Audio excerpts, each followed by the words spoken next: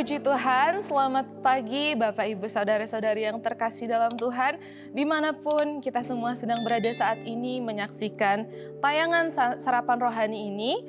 Pada pagi hari ini sebelum kita memulai semua aktivitas kita rindu memulainya dengan perenungan singkat firman Tuhan. Dan menu Sarapan Rohani kita bertemakan peranan Roh Kudus sebagai penolong.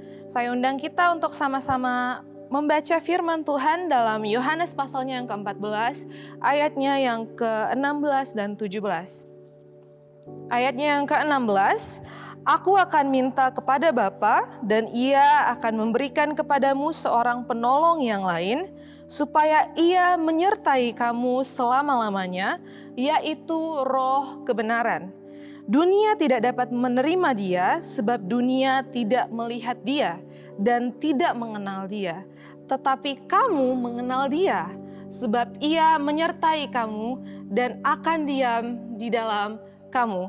Puji Tuhan, di sini kita melihat di ayatnya yang ke-17 dikatakan bahwa Roh Kudus menyertai kita selama-lamanya dan Roh Kudus juga diam di dalam kita.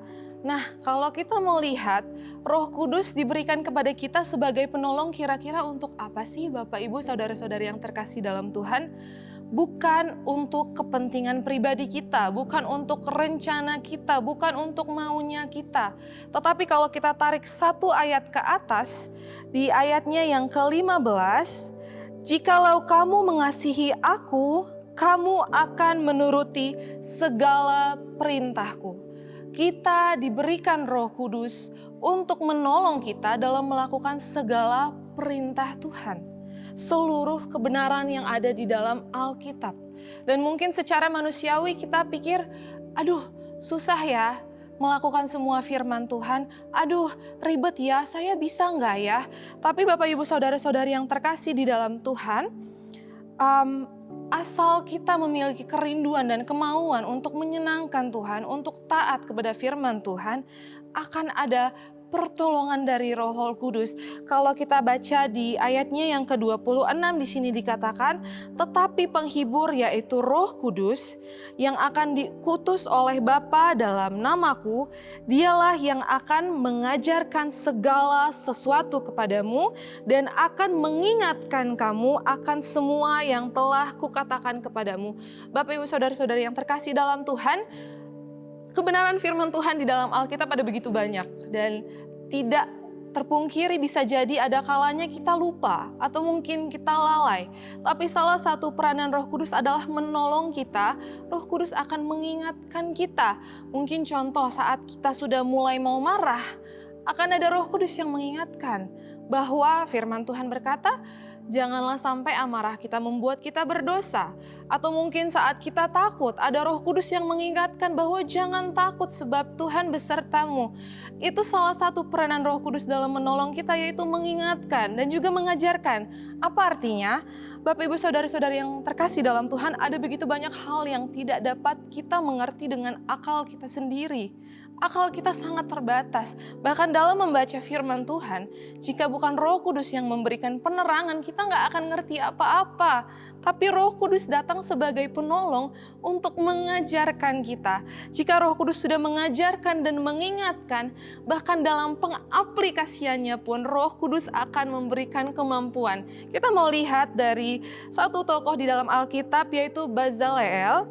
Dalam Keluaran pasalnya yang ke-31 ayatnya yang kedua, saya akan baca secara singkat. Di sini dikatakan, Keluaran 31 ayatnya yang kedua, lihat telah kutunjuk Bezaleel bin Uri bin Hur dari suku Yehuda dan telah kupenuhi dia dengan roh Allah, dengan keahlian dan pengertian dan pengetahuan dalam segala macam pekerjaan. Dalam segala macam pekerjaan.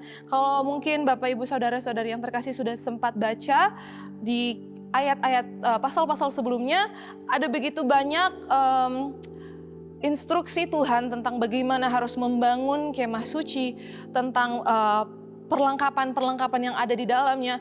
Ada begitu banyak instruksi yang sangat detail.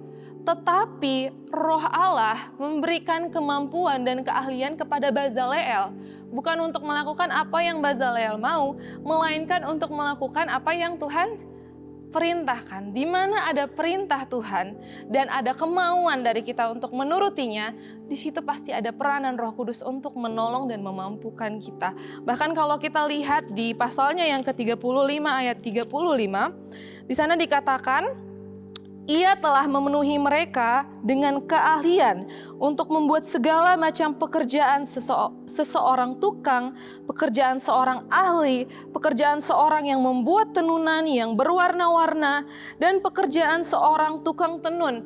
Biasanya pada umumnya ya, manusia pada umumnya pasti punya keahlian menonjol dalam satu hal ya.